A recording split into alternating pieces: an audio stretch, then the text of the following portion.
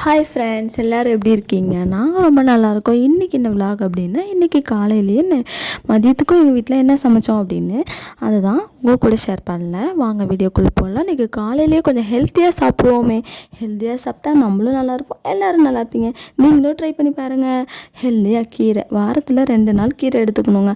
அதனால் அரைக்கீரை சந்தையிலேருந்து வாங்கிட்டு வந்துருந்தாங்க. ஸோ அரைக்கீரையை சின்ன சின்னதாக கட் பண்ணி பருப்பு சாம்பாராக வைக்கலான்னு சொல்லிட்டு சின்ன சின்னதாக கட் பண்ணி வச்சுருந்தேன். பருப்பு வேக வச்சுருந்து அதை ரசத்துக்கு கொஞ்சம் ஊற்றி வச்சுட்டு அதுக்கப்புறம் சாப்பாடு ஒரு பக்கம் வடித்தாச்சு. சாப்பாடு வடியல் விட்டுட்டு நாங்கள் வடித்து தான் சாப்பிடுவோம். வடித்து சாப்பிட்டா தான் ஹெல்த்தியாக இருப்போம்னு சொல்லிட்டு வடித்து தான் இப்போ சாப்பிட்றோம். ஒரு பக்கம் ரசத்துக்கு ரெடி பண்ணிட்டாச்சு. ரசத்துக்கு எல்லாத்துக்கும் மிக்ஸ் பண்ணி வச்சுருந்தேன். அதோட லாங் வீடியோ போட்டிருந்தேன், வேணும்னா கேளுங்க. மிளகு, சீரகம், பூண்டு எல்லாத்தையும் தட்டி போட்டு அது மாதிரி தாங்க ரெடி பண்ணேன். பருப்பு தண்ணியில் புளி, அதுக்கப்புறம் தக்காளி, அப்புறம் உப்பு எல்லாத்தையும் போட்டு நல்லா மிக்ஸ் பண்ணி வச்சுட்டு நம்ம பருப்பு எண்ணெய் ஊற்றி கடுகு போட்டு மிளகாய் போட்டு பச்சை மிளகாய் போட்டு இந்த தண்ணி ஊற்றி நம்ம மிக்ஸ் பண்ணி வச்சுருக்கோம் இல்லையா, அதை ஊற்றுனா நம்மளோட ரசம் ரெடி, பருப்பு ரசம் ரெடி. அதுக்கப்புறம் இந்த கீரை சாம்பார் தாளித்தேன். கீரை டைப்பில் சாம்பார் வச்சோம் அப்படின்னா நம்ம கொஞ்சமாக சீரகமும்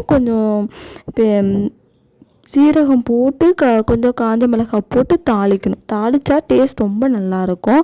அதனால் ஃபைனல் டச்சாக நாங்கள் தாளித்து வச்சுட்டு சாம்பார் ரெடி ஆகிடுச்சி, ரசமும் ரெடி ஆகிடுச்சி. காலையில் சாப்பிட எங்கள் வீட்டு குட்டி பையனுக்கு இட்லியும் நாங்கள் சாம்பாரும் வச்சுருந்தோம். அதை தான் எடுத்து ஊட்டி விட்டாச்சுங்க. அதுக்கப்புறம் என்ன பண்ணேன், மதியத்துக்கு சரி கொஞ்சம் காரசாரமாக நம்ம மணத்தக்காளி வத்தல் குழம்பு வைக்கலான்னு சொல்லிட்டு நான் தான் ட்ரை பண்ணேன். என்னென்னா தேவையான என்ன இன்க்ரீடியன்ட் அப்படின்னா, கொஞ்சம் கார்லிக்கு, அதுக்கப்புறம் ஆனியனு சின்ன சின்னதாக கட் பண்ணிக்கணும், தக்காளி 3 தக்காளி சின்ன சின்னதாக அடித்து வச்சுக்கணும். சின்ன சின்னதாக கட் பண்ணி மிக்சியில் போட்டு அடித்து வச்சுக்கணும். அவ்வளோதாங்க, சிம்பிள். இந்த 3 டிஷ்ஷை வச்சு தரமான மணத்தக்காளி வத்தல் குழம்பு எப்படி செய்யலான்னு பார்க்கலாமா? ஒரு பேன் எடுத்து வச்சுட்டு ஆயில் ஊற்றிட்டு கடுகு போட்டுட்டு கொஞ்சம் நம்ம புளிக்குழம்பு வச்சாலே என்ன பண்ணணும், நம்ம வெந்தயம் போடணும். வெந்தயம் 4 போட்டு பூண்டு போட்டுட்டு வெங்காயம் நல்லா வணங்கினக்கு அப்புறமா நம்ம அடித்து வச்சுருந்த நம்ம தக்காளியை நம்ம போடணும். போட்டுட்டு நல்லா அந்த பச்சை ஸ்மெல் போகிற வரையும் நல்லா வணங்கணுங்க. அதனால் கொஞ்சம் சால்ட்டு போட்டு நம்ம மஞ்சத்தூள் போட்டு நல்லா ஃப்ரை பண்ணணும். ஃப்ரை பண்ணி விட்டால் தான் அது நல்லா வழங்கும். பச்சை ஸ்மெல் போகிற வரையும் நல்லா வணங்க விடணுங்க.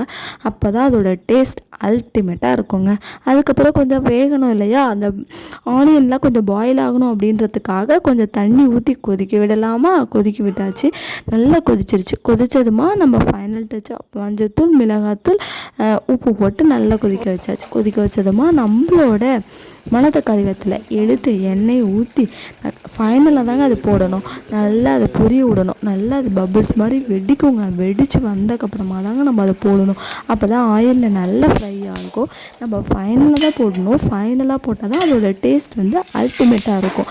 அது போட்டுட்டு அதுக்கப்புறம் கொஞ்சம் பெருங்காயத்தூள் போட்டு நல்லா ஃப்ரை பண்ணணும். ஃப்ரை பண்ணி விட்டு எண்ணெயில் பொரிய விட்டதுக்கப்புறமா அதை அப்படியே எடுத்து நம்ம ரெடி பண்ணி வச்சுருந்த நம்ம சாம்பார் நம்ம குழம்புல நம்ம ஊற்றணும் அப்படின்னா ஊற்றிட்டு ஒரு 10 மினிட்ஸ் விட்டுருங்க. அப்போ தான் அதோட மிக்ஸ் எல்லாமே அது உள்ளார போய் இறங்கினதுக்கப்புறம் சுட சோறு போட்டு சாப்பிட்டிங்கன்னா இன்னும் வேணும்னு கேட்டு சாப்பிடுவாங்கங்க. அப்படி ஒரு டேஸ்ட்டாக இருக்கும். ஃபைனலாக கொதித்து போட்டு வச்சாச்சுங்க. எவ்வளோ ஒரு டேஸ்ட்டாக இருக்குது பாருங்கள், எம்மியாக இருக்குது பார்க்கவே.